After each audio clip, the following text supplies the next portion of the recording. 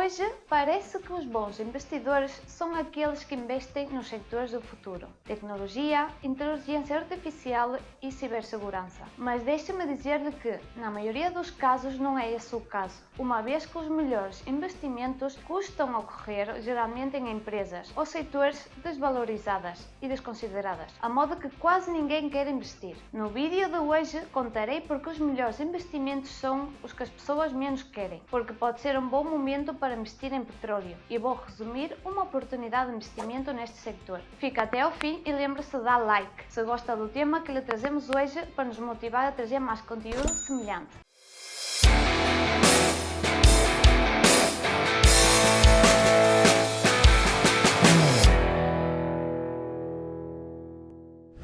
Por que investir em setores que estão na moda nem sempre é uma boa opção? Tudo isso parte do princípio de que os preços das ações dependem principalmente da oferta e da procura. Se a procura por um produto ou serviço começa a crescer muito, como pode ser o caso de mais empresas de tecnologia ou cibersegurança, é lógico pensar que surgirão muitas mais empresas que ofereçam estes produtos ou serviços, chegando a ter um nível de oferta que superará a procura e causará o fracasso da maioria das empresas, que tinham um grande potencial de futuro no sector. Portanto, não é uma boa ideia buscar oportunidades de investimento em sectores que vão ter uma grande procura. As melhores oportunidades encontram-se nos sectores que vão ter muito mais procura do que oferta. E para isso, nem é preciso que a procura futura cresça, porque às vezes é suficiente que a oferta diminua consideravelmente.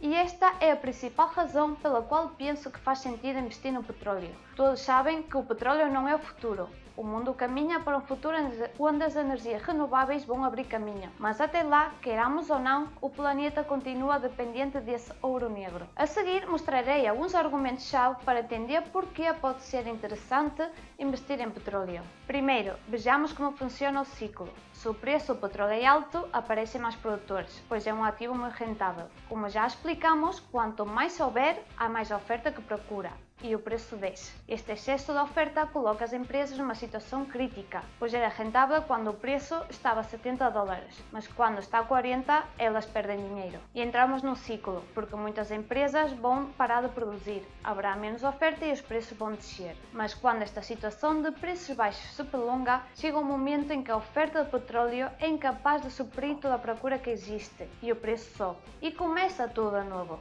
Nos últimos anos, o petróleo tem estado na parte inferior do ciclo e provavelmente estamos agora num momento de mudança deste ciclo de baixa para um ciclo em alta. Durante anos, o investimento das empresas produtoras tem diminuído. Como podemos ver no gráfico seguinte, o número de plataformas petrolíferas no mundo tem estado numa tendência descendente, que se acentua desde 2014, passando de mais de 3.500 para apenas 1.300 em 2020. Sabendo isto, podemos encontrar boas oportunidades de investimento no sector? Agora mostrarei uma oportunidade de investimento, mas lembre-se que esta não é uma recomendação de compra e que cada investidor deve fazer os seus próprios deveres para decidir onde investir.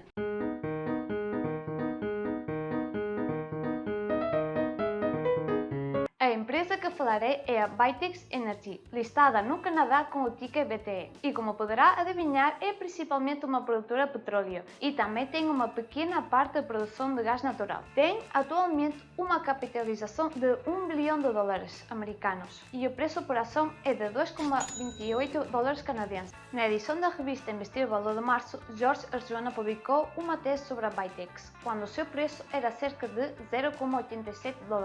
Para resumir a tese, vamos agora analisar a quantidade de dívida que tem, quanto custa produzir petróleo, quanto dinheiro ganha e se é caro ou barato. Atualmente, o barril WTI, usado como referência nos Estados Unidos, é negociado cerca de $60. O custo de produção da Baytex é de $35 por barril, por isso acima de $35 ganha dinheiro.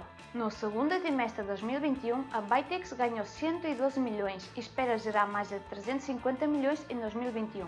No seu plano 2021 a 2025, eles pretendem gerar mais de $1 bilhão de fluxo de caixa, assumindo um WTI a $55. Se o WTI estiver acima dos $60, calculam que este valor poderá ser superior a 1,5 bilhões de dólares e se mantiver nos $65, poderá exceder os 2 bilhões de dólares de free cash flow. No caso mais conservador, a 55 dólares. Isto significaria passar de um rácio dívida-EBITDA de 1,9 vezes em 2021 para 0,9 vezes em 2025. Em relação à sua dívida, eles devem atualmente cerca de 1,6 mil milhões. O primeiro prazo do empréstimo é em 2024 e foi de 400 milhões, embora em 2021 já tenha recomprado 106 milhões desses 400 milhões. E a ideia é continuar a reduzir a sua dívida, com o fluxo de caixa que gera.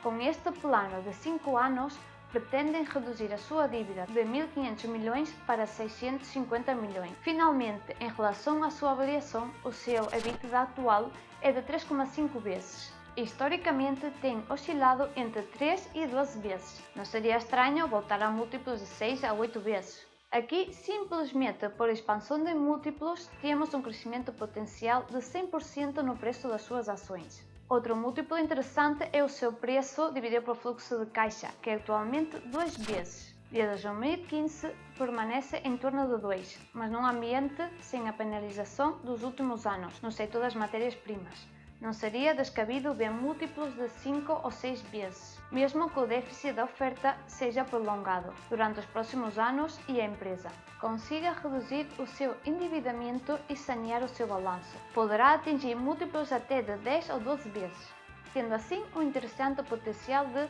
revalorização de pelo menos 150% em relação aos preços atuais. Finalmente, gostaria de salientar os riscos de investir neste setor, dado que estas empresas estão muito dependentes da evolução do preço do petróleo.